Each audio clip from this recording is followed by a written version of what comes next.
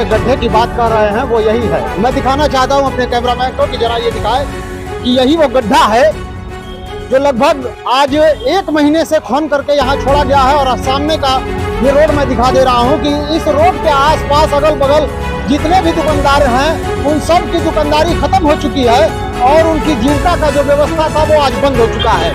ये सर कितने दिनों से पूरी पब्लिक 3 महीने से परेशानी है और पानी के लिए बहुत ज्यादा दिक्कत हो रही है। पानी पीने के लिए नहीं मिल रहा, पानी मिल भी रहा है तो पूरा गंदा पानी आ रहा है। ये पता है रोड रखत है, पानी बिना मरत है जा, खाने बिना मरत है जा। दुकानदारन का दुकान बंद है, देखत है सड़क, ये सड़क है तो यही पानी बिना मर रहे हैं हम लोग। यही तो बगल में आपके नगर पालिका के चेयरमैन रहती हैं, आप सभी मिल करके जाके उनके घर में बैठे। किनारे का पानी घर में जाता, हमने का आदमी ना है जा। दोस्तों मैं मोइनुद्दीन, आप देख रहे हैं जनता की आवाज 007।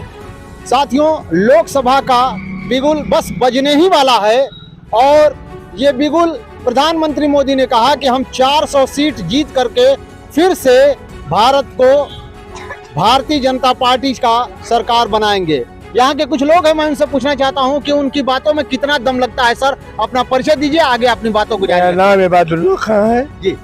उनके कुछ दम नहीं है, जो सामने आ जाएगा पता लग जाएगा जी। सबसे बड़ी बात है कि 1 हफ्ते 10 दिन से पानी नहीं हम लोग को मिल रहा है। कहाँ? गाजीपुर में? हमारे मोहल्ले में। हाँ। मोहल्ले में पूरी गाजीपुर शहर को खोद के बर्बाद कर दिया गया है। उसके नाम पर आज पानी के लिए हम लोग तरस रहे हैं। 6वीं बार भारतीय जनता पार्टी यहाँ पर नगर पालिका इलेक्शन 6वीं बार जीती है। हाँ। कुछ काम की होगी तभी तो जनता ने जिताया ना। अब वो कैसे जिता रही है? हाँ। वो तो मोदी भी जीत रहे हैं। अच्छा, वो सामने आ जाएगा कैसे जिता रहे हैं, यानी 2024 का मामला समझ में आ जाएगा। वो पता लग जाएगा। सर आप भी इस पर कुछ कहिए कि आखिर ये जो पानी नहीं आ रही है, यहाँ ट्रिपल इंजन की सरकार चल रही है भारतीय जनता पार्टी की और आप लोग परेशान है, तो क्या 24 में फिर प्रधानमंत्री आने वाले हैं? हमको तो उम्मीद नहीं कि आने वाले हैं। क्यों? समस्या इतनी सब है, हम लोगों के पास क्या बताया जाए। वो तो कहते हैं सबका साथ सबका विकास हम दे रहे हैं। बस वो खाली बस पेपर में है, पेपर में है, हाँ, जमीन पर नहीं है। जमीन पर। आपको यहाँ मोहल्ले में क्या दिक्कत है? किस मोहल्ले के रहने वाले हैं? इसी सुजावलपुर के रहने वाले हैं। आप सुजावलपुर के रहने वाले हैं। हाँ। दिक्कत क्या है आपको? दिक्कत देखिए, सीवर खोदा जा रहा है। हाँ। अरे पानी की समस्या बहुत ज्यादा है। हाँ। 1 हफ्ते से पानी इस इलाके में पूरा कहीं नहीं आ रहा। देखिए टैंकर 2 टैंकर नगर पालिका के आ रहा पानी भरने के लिए, और ये जो है सब सारा पानी जो ये गधिया टोले के सब बेचारे गरीब तबके भर जा रहे, किसी को कोई पानी नहीं मिल रहा है। 1 हफ्ता हो गया। तो अगर पानी यहाँ पर भारतीय जनता आपको पहुँचा देती है तो आप उसे वोट देंगे? पानी की तो बड़ा बात नहीं है। हाँ। समस्या जो और भी तो समस्या बहुत कुछ है। और भी लोग हैं, मैं उनसे भी जानना चाहूंगा कि सर जरा सा आप यहाँ आइए और आप हमसे बातें करिए कि आखिर आप प्रधानमंत्री मोदी कह रहे हैं कि 400 सीट हम जीत करके लेके आएंगे, इस पर आप क्या कहना चाह रहे हैं? 400 सीट तो कभी जीत ही नहीं सकते जो है, वो 370 का जो है टारगेट दिए हैं, लेकिन उनके जो साथ जो भी गठबंधन में हैं वो निकलते जा रहे हैं जो है। यहाँ जो है इंडिया का कैंडिडेट डिक्लेयर हो चुका है और लोग कहते हैं कि कोई काम नहीं किया, तो वो पूरे सांसदीय का क्षेत्र जो है लंबा होता है जो है, उनकी सरकार है नहीं जो है। और उन्होंने जो है अपने धीरे से जो है कई रोडें वगैरह बनाई हैं। ये जो समस्या है ये लोकल की समस्या है, ये नगर पालिका के अंदर आता है। वहाँ चौराहे पर आप देखिए क्या रास्ता आने का है। और जी अभी मैं चलूंगा वहाँ पर। दूसरे जो जनता टैक्स देती है और जब इलेक्शन आया तब उन्होंने किया, ये तो जो है 10-15 साल हो गया जो यहाँ के चेयरमैन हैं, तो वो टैक्स लेते हैं। उनको तो पैदल भ्रमण करना चाहिए कि क्या जनता को तकलीफें हैं। क्या मैं आपसे ये जानना चाहता हूँ कि गाजीपुर का जो वोट है इस नगर पालिका के जो चेयरमैन है उनकी वजह से कट जाएगा लोगों का वोट? जी जी बिल्कुल, शहर की जनता त्रस्त है जो है। नगर पालिका ने जो है किस तरह से इलेक्शन जीता, क्योंकि उसमें भी जो है अलग अलग लोग खड़े थे, लेकिन उन्होंने जो है बूथ कैप्चर कराया कई जगह जो है। सिर्फ उनके विकास न करने से जो है जनता यहाँ की नाराज़ है। चूँकि जो है सांसद में जो है निधि आती है, एक लंबा क्षेत्र है जो है, तो पहली बार जब जीते थे तो मैं तो बरबरना मोहल्ले में रहता हूँ, यहाँ हमारे रिश्तेदार इनसे मिलने आया था, तो देखा कि यहाँ भी जो है लोग त्रस्त हैं जो है। तो पहली बार जब उनके निधि से जो है प्रकाश टाकी से जो है MH स्कूल तक रोड बनी थी जी। और मनोज सिन्हा जो थे, जो पहली बार जीते थे, तो उनकी निधि से सिर्फ जो है लंका में एक मैरिज हॉल है वही दिखाई दिया था कि उसमें अपने निधि का पैसा दिया था। तो सवाल ये है कि जो भी है विपक्ष का ही जो है सांसद है, उसने कितना विकास किया।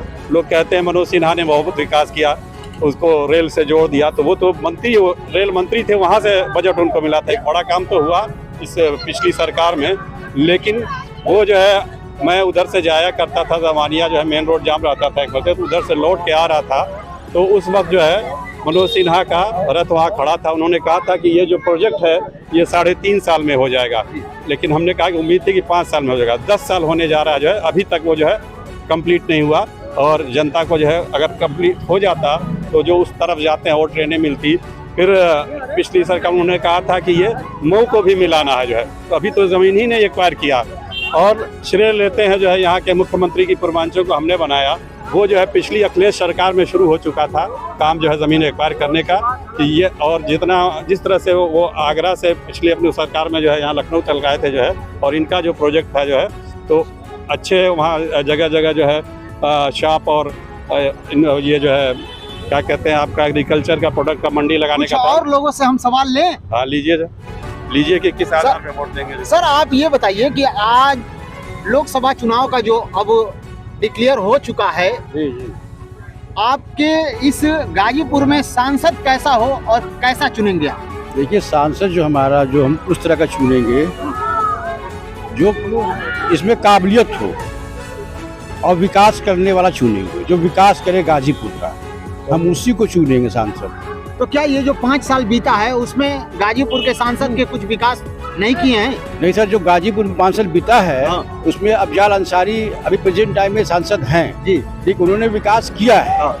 और लगभग वो इस वक्त गांव में सैदपुर से लेकर लखनचनपुर डेहगांवा 10 किलोमीटर 12 किलोमीटर की रोड उन्होंने बनाया है। जो टोटल रोड 350 किलोमीटर की वो बना चुके हैं। जो कुछ पैसा अभी पेंडिंग में विकास निधि का, ठीक है, अभी वो प्रस्ताव पास कराए थे। ऐसा नहीं कि उन्होंने विकास नहीं किया, विकास किया, रोड बहुत बनाया है गाँव में। तो ये सर, ये मैं आपसे जानना चाहता हूँ कि आखिर शहर में उनका हाथ क्यों नहीं दिखाई दे रहा है अपने सांसद का? सर अब इस बारे में क्या बताया जाए, चारों तरफ उनको पूरा जिला देखना है जी। शहर के लिए तो चेयरमैन ही है, है कि नहीं? जी चेयरमैन जी, शहर के लिए चेयरमैन जो देखना वो देख रहा है, वो देहात भी देख रहे हैं। यही कारण है कि वो शहर में नहीं आ पा रहे हैं। अच्छा ये बताइए आप कि प्रधानमंत्री ने कहा है कि सबका साथ सबका विकास, तो क्या यहाँ अल्पसंख्यकों का वोट प्रधानमंत्री को जाएगा? सर अब की बार जो है मोदी जी को हटा के योगी जी को बनाना है प्रधानमंत्री, क्योंकि योगी जी विकास नहीं, मोदी जी विकास नहीं कर रहे हैं, मोदी जी विकास कर रहे हैं। कैसे? इसलिए कि मोदी जी विकास एकदम कर ही नहीं, कुछ नहीं कर रहे हैं। तो योगी जी आएंगे तो विकास करेंगे। योगी जी को बनाना प्रधानमंत्री। क्यों? सही कर रहे क्यों हो, क्यों?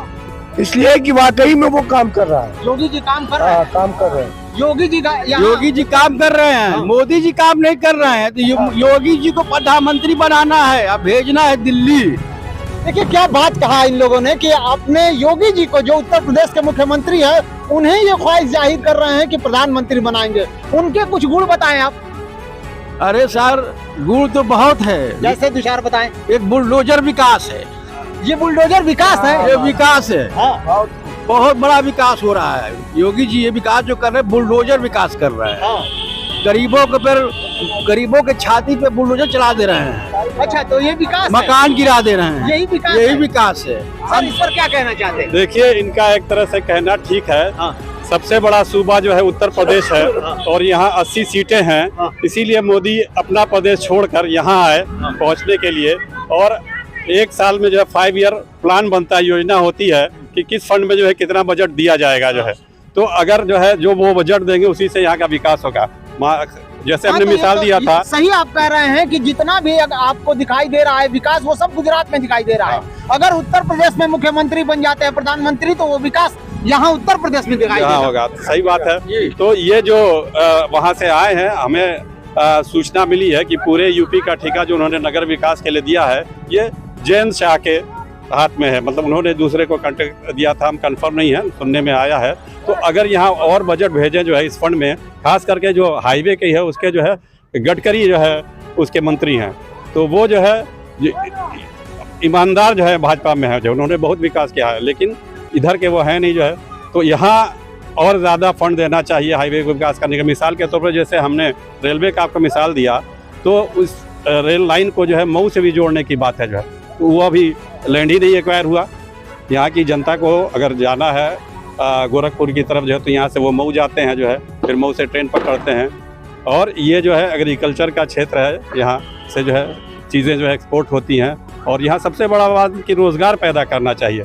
सरकारी अफीम फैक्ट्री के बाद बच्चे भी हैं, मैं उनसे इस बारे में मैं बात करना चाहता हूँ कि बाबू आप ये बताएं कि रोजगार के मामले में योगी सरकार कैसे है।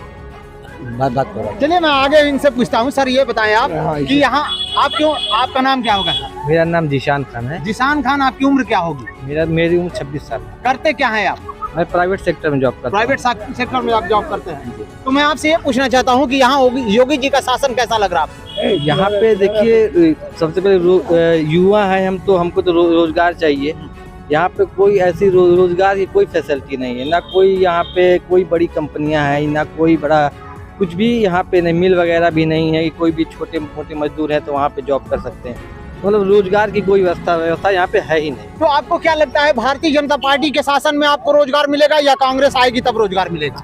अभी तो भारतीय जनता पार्टी की तो 10 साल तो हो गया केंद्र में। केंद्र में तो कोई तो ऐसा अभी तो मिला नहीं। अभी पेपर हुआ है, अभी देखिए पुलिस वाला पेपर हुआ है, तो उसमें भी कोई अभी नहीं, वो भी कैंसिल हो रहा है। उसमें हो गया उसमें कैसे ये तो सरकार का ही है, इसमें फॉल्ट है ना। कैसे उसमें हो जा रही है, नकल हो जा रही है, कैसे पेपर आउट हो जा रहा है। यानी योगी जो कह रहे हैं कि सत्ता और शासन हमारे हाथ में है, बहुत मजबूत है, वो अपने बातों में कायम नहीं है। वो कागज पे दिख रहा है, वो जमीनी तौर पे दिख नहीं रहा है। सर आपका क्या नाम है? मोहम्मद खालिद। खालिद जी, क्या आपको ऐसा समझ में आ रहा है कि फिर से प्रधानमंत्री सत्ता में आने वाले हैं या सत्ता बदलेगी? नहीं, अब सत्ता बदलेगी। सत्ता बदलेगी। एकदम परेशान हो गई है। हाँ। खाली मुसलमान ही नहीं परेशान है, हाँ। हर कौम परेशान है। हर कौम परेशान है। ये अलग वो मशीन के तौर पर उन्होंने आवाज उठा रखी है। बस ईवीएम मशीन के जोर पर अब ईवीएम खत्म कर दें तो आज उनको औकात समझ में आ जाएगी। यानी कि वो आ रहे हैं सत्ता में तो ईवीएम पर। बस सर मैं आपसे यही भी जानना चाहता हूँ कि लोग कह रहे हैं कि वो आ रहे हैं तो ईवीएम से ही आ रहे हैं, क्या उनका काम नहीं दिखा दे रहा है? एक नारा भाजपा ने दिया है कि एनडीए 400 पार, ये आपको मालूम होगा। जी जी वही। अब मैं कह रहा हूँ कि एनडीए नहीं, इंडिया 400 पार। इंडिया 400 पार। इंडिया 400 पार। चालू हो जाए एक बार भाई। क्योंकि आप कंफ्यूज हो गए थे। एनडीए 400 पार नहीं, इंडिया 400 पार अब की 2024 में होगा।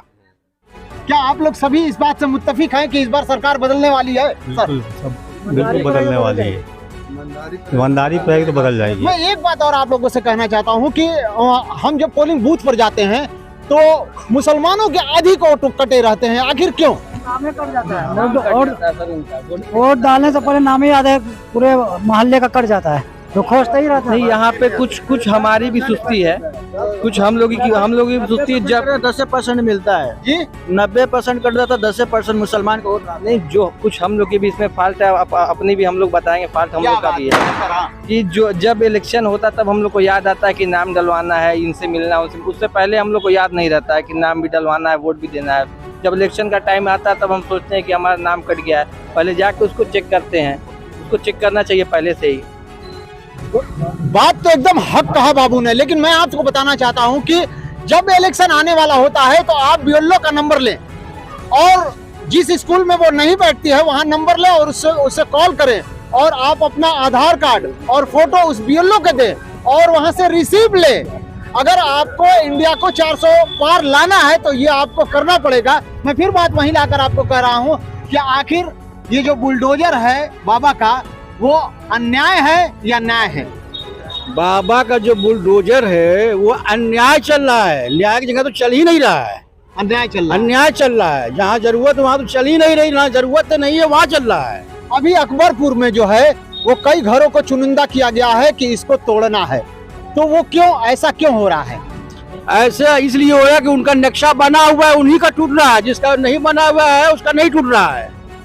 जिनका बना हुआ है। सर इस पर क्या कहना चाहते? मैं मिसाल देता हूँ, यहाँ जो है आपने देखा होगा कि जिन लोगों को रोजगार नहीं मिलता सरकारी, वो अपनी दुकानें करते हैं। तो यहाँ जो कहा जाता है माफिया है, मुख्तार अंसारी जो है, उन्होंने जो है यहाँ छोटा सा जो है अपनी दुकानें बनाई थी, होटल बनाया था, ठीक है उनका नक्शा नहीं पास था, हो सकता है ग्राउंड का पास हो, तो उस पर फाइन लेके जो है पास कर देना चाहिए था, ताकि जो है और लोगों को जो है उसमें ले। उन लोगों को खाली करा के गिराया गया जो है। तो अब जो उनको पैसा दिए थे वो कहाँ जाएंगे जो है, वहाँ जाके देखिए आप सब्जी मंडी बन गई है जो है। तो बुलडोज़र का यूज़ जो है प्रोग्रेस के लिए होना चाहिए, विकास के लिए होना चाहिए, ना कि विनाश के लिए जो है। अब उसमें जो दुकानें किए थे वो फुटपाथ पे आ गए। बुलडोजर का जो प्रयोग है वो विकास के लिए होना चाहिए, न कि विनाश के लिए। मेरे मन में ये सवाल था कि अगर एक व्यक्ति कोई कांड करता है, क्राइम करता है, तो क्या सारे खानदान को, यानी बच्चे को, छोटे बूढ़े को, सबको सजा मिलनी चाहिए सर? नहीं, जो क्राइम किया है सिर्फ उसी को सजा मिले, उसके खानदान को नहीं मिलनी चाहिए जो है। तो ये जो आज बुलडोजर का मामला चल रहा है, अगर किसी का घर तोड़ दिया जा रहा है, उस घर में बच्चे हैं, बूढ़े हैं, मतलब महिलाएं हैं, उनको ये सजा क्यों दे रही है सरकार? वो जो है सिर्फ जो है बर्बाद करने के लिए। आपने देखा अभी हल्द्वानी का केस आपने देखा जो है, वहाँ अभी कोर्ट की डेट थी, लेकिन उससे पहले वहाँ प्रशासन पहुँच के जो है वो उसको तोड़ दिया। अभी मिसाल के दिल्ली में जो है वो ऐसी जगह पे 600 साल पुरानी मस्जिद जो है गिरा दी गई जो है, जबकि वो सारा उसके कागजात थे, वहाँ मदरसा चलता था, कब्रिस्तान को उन्होंने खोद दिया फजर के वक्त से पहले जाके जो है। लेकिन ये देख नहीं रही है, इंटरनेशनल मीडिया भी अपने को विश्व गुरु बन रहे हैं जो है, और वहाँ जा रहे हैं। यहाँ की जिसको रोज़गार नहीं मिलता वो विदेश जाते हैं जो है। ये अभी दुबई गए, वहाँ के लोग कितने सहिष्णु है कि मंदिर के लिए जगह दे दी जो है, और इन्होंने जाके वहाँ घूमा। और यहाँ जो लीगल जो है मंदिर मस्जिदें हैं जो है उसको वो गिरा रहे हैं। आखिर क्यों ऐसा क्यों हो रहा है भैया कि दुबई में उनके लिए मंदिर बनाया जा रहा है और यहाँ भारत में जो मस्जिदें 600 साल से हैं उनको गिराया जा रहा है? आखिर क्यों? ये तो अब उन्हीं का कोई प्लान है, मंसूबा है, अब वही जाने, लेकिन हम ये तो गलत हो रहा है। गलत हो रहा है? गलत तो हो रहा है। बुलडोजर से क्या देश की जनता को भलाई मिलेगी? नहीं, भलाई नहीं मिलेगी। भलाई नहीं मिलेगी। विनाश से किसी को भलाई मिली है? विनाश से किसी को भलाई नहीं मिलता, विकास से भलाई मिलती है। अब मैं आपसे ये पूछना चाहता हूँ कि 24 में आपका मुद्दा क्या है? 24 में मुद्दा साफ है कि अपना सब युवा है तो रोजगार चाहिए हमको, तो भाई जो भी युवा रोजगार मांगता है। रोजगार मांगता आपको है। क्या चाहिए सर? बच्चे रोजगार पाए, यही हम लोग चाहेंगे। आपको भी ख्वाहिश है कि बच्चे रोजगार पाए? सर आपकी क्या? सर ये देख रहे हैं जितना ये मजमा है दूर दूर तक, ये सब बेरोजगार घूम रहे हैं, टहल रहे, खड़े हुए हैं, किसी के पास रोजगार नहीं है। एक कमाने वाला 10 खाने वाले हैं यहाँ, किसी के पास रोजगार नहीं है। एक ही मुद्दा सभी का यहाँ है कि हमको रोजगार मिले, बच्चों को रोजगार मिले। हाँ। और शिक्षा पे कोई कुछ बोलने वाला? नहीं, शिक्षा जो लोग पिछड़े हैं जो है उनको जो है प्रोत्साहित करना चाहिए, फ्री एजुकेशन देना चाहिए। यहाँ तो अल्पसंख्यक की जो है स्कॉलरशिप ही ख़त्म कर दिया जो है। अल्पसंख्यक की को जो है, अब आपको मिसाल दें जो है, वहाँ ओवैसी को लोग कहते हैं कि वोट कटुआ है, लेकिन उन्होंने जो है वहाँ तेलंगाना में जो है, जो वहाँ की पिछली सरकार थी उससे कह के जो है अल्पसंख्यक क्षेत्र में जो है उन्होंने फ्री एजुकेशन हॉस्टल के साथ जो है कायम किया। तो करने वाला रहे जो है तो कर सकता है, लेकिन इनका तो जो है धर्म के आधार पे, जाति के आधार पे भेदभाव करना है। तो यहाँ की जनता जो है सब देख चुकी है क्या कितना विकास हुआ। अब आप ये देखिए जो है पुलिस की भर्ती निकली, 60,000 भर्ती निकली और 60 लाख लोगों ने भरा था, वो कैंसिल हो गया जो है। तो जो लड़के मेहनत करते हैं, दौड़ते हैं जो है, खास करके जो है इंटरमीडिएट के बाद जो है वो इसमें अपीयर हो सकते हैं, और जो ग्रेजुएट हो गए और दूसरे कंपटीशन में भी जो है हिस्सा ले सकते हैं। पहले जो है यूपीए सरकार में बहुत सी योजनाएं थी कि वो अल्पसंख्यक को जो है फ्री कोचिंग कराते थे। तो जो पढ़ा लिखा अल्पसंख्यक है जो है उनका भी जो है रिजर्वेशन होना चाहिए। इकनॉमिकली बैकवर्ड जो है वो है, उनका रिजर्वेशन होना चाहिए। अल्पसंख्यक पिछड़ा कहा जाता है 27%, तो उसमें पिछड़े अल्पसंख्यक भी आते हैं जो है, रायनी हैं, अंसारी हैं और दूसरे बिरादरी, तो उनके लिए वो कुछ करते ही नहीं है। जो महाराष्ट्र में अजीत पवार जो हैं अभी वो गठबंधन में जो मिले हुए हैं भारतीय जनता पार्टी से, उन्होंने कहा है कि अल्पसंख्यकों के लिए 5% हमें रिजर्वेशन चाहिए ही चाहिए। इस पर आप क्या कहना? अभी आपने देखा वहाँ मराठा आरक्षण पास हो गया, एक वहाँ अबू आसिम आदमी है, ये प्रस्ताव पास हुआ था लेकिन वो लागू नहीं हुआ। न्यूज़ में हमने देखा था कि उन्होंने फाड़ के जो है उसको फेंक दिया। चीज़ है कि पास हो जाए तो उसको कैसे इम्प्लीमेंट करें जो है, लागू करने का जो है। अभी आप देख रहे हैं कि किसान वहाँ MSP के लिए जो है धरना दे रहे हैं, तो उनको जैसे लग रहा है कि वो पाकिस्तान से गुजरे, उनको बॉर्डर पे रोक दिया गया जो है। पिछली बार जो है 700 किसान मरे थे जो है, और MSP उनको नहीं मिली। तो आज जो वो 80 करोड़ जो है बांट रहे हैं राशन जो है, तो मेन जो है प्रोडक्शन जो है उधर से ही आता है। यहाँ भी है लेकिन यहाँ उतनी सुविधाएं नहीं है, वो दे देते हैं उसका खाद का, वो का उसका सही इस्तेमाल कर रहे हैं कि नहीं, उनको उसका मूल्य कितना मिल रहा है जो है। तो यहाँ मेन एग्रीकल्चर प्रधान देश है जो है, इसके विकास के लिए भी करना चाहिए। जो लोग जो है रोजी नहीं मिलती वो अपना खेती करते हैं, लेकिन वो सरप्लस जो होता है वो उसको बेचने में आते हैं जो है। तो अब जो है गवर्नमेंट ने उसका यहाँ यूपी में इतना कम उसका MSP है कि वो उसका उनको लागत भी नहीं मिलती। तो यूपी से तो नहीं जा रहे हैं लोग।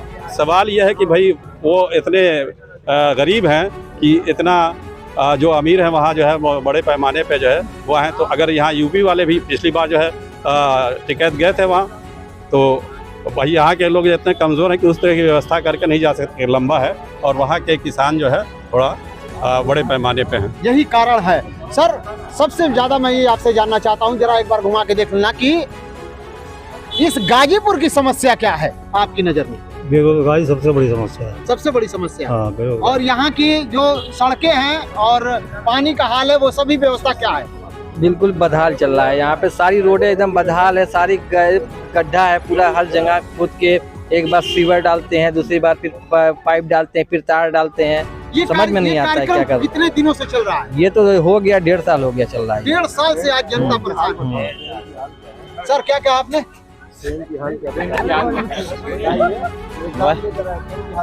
ट्रेन की हाल बहुत अभी खराब चल रही है स्थिति। जनरल जैसे स्लीपर वाला हाल जनरल में हो गया, और AC तक बोगी में लड़के आ रहे हैं। इतनी बेरोजगारी चरम सीमा पे है। 60,000 वैकेंसी के लिए चले जा रहे हैं 60 लाख बच्चे, और 5,000 वैकेंसी के लिए 15 लाख, वो भी झारखंड पुलिस में भी। ऐसी बेरोजगारी है। इसका कोई निवारण समझ में आ रहा है? आप सरकार को क्या राय देना चाह रहे हैं? सरकार को यही कहना चाह रहे हैं कि हम फिलहाल तो अभी जो यूपी पुलिस एग्जाम हुआ है तो ऑफलाइन मोड में हुआ है, इसे ऑनलाइन मोड में कराना चाहिए।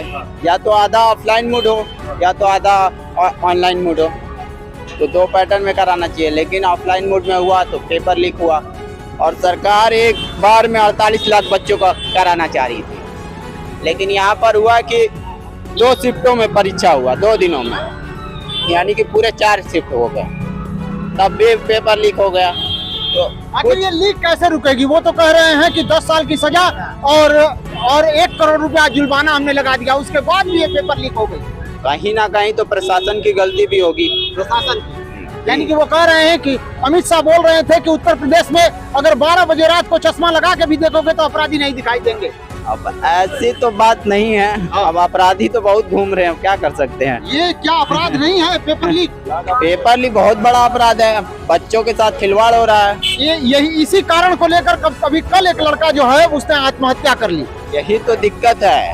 अब भाई बेरोजगारी नहीं मिलेगा, ऊपर से एक तो 60 लाख के बच्चों के बीच फाइट करो, ऊपर से पेपर लीक हो जाता है। 5 साल के तैयारी करो, 10 साल, अब ऊपर से पेपर लीक हो जाता है।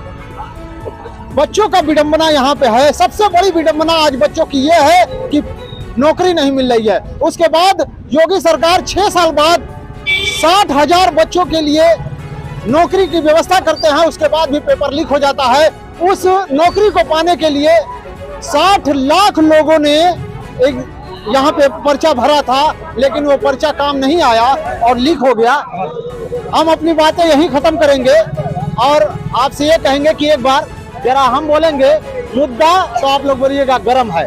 मुद्दा मुद्दा मुद्दा। इसी के साथ अपनी बातों को हम खत्म करते हैं। आप देख रहे थे जनता की आवाज 007। धन्यवाद। चलते हैं।